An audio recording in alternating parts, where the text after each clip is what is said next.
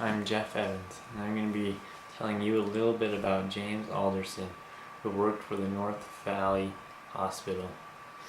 Mr. Alderson was the CFO for the company, and the hospital had recently switched to a new management group, Quorum.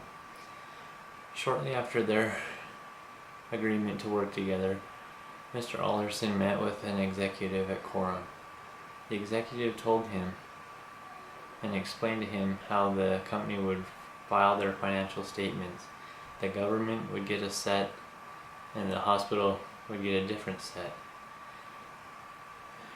Mr. Alderson knew that this was not right, that the two set of financial statements should be exactly the same. He told the executive that he would not participate and he would not file the two different forms or set of financial statements. A few days later, Mr. Alderson was fired, and Quorum stated that it just wasn't working out with him as the CFO.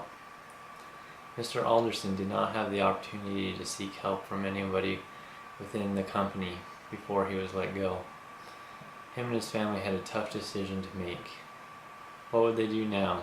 How would they support their family without him having a job or any source of income?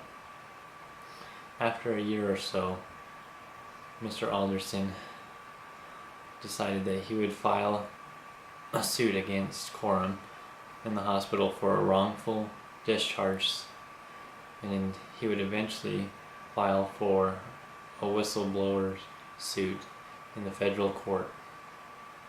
In his personal case, he received files and financial statements from Quorum. Once he had these documents, he started researching and learning about what Quorum was doing. He looked up how to file a whistleblower suit in the federal government and went to work.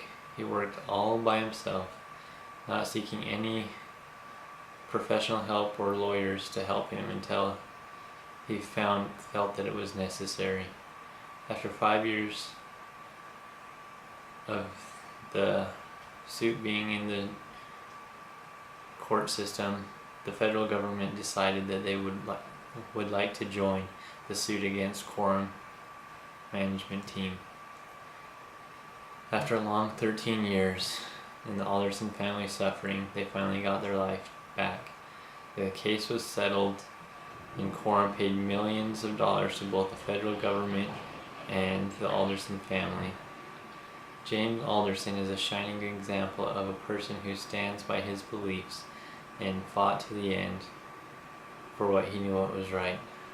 He could have easily brushed it under the rug and moved on with his life and found a different job, but he knew what Quorum was doing, and he felt that it was up to him to make sure that the government was not cheated and that the principle of the fact was stood up for. He's a great example to all of us and a person that we can look up to for making these kind of ethical stands. Thank you.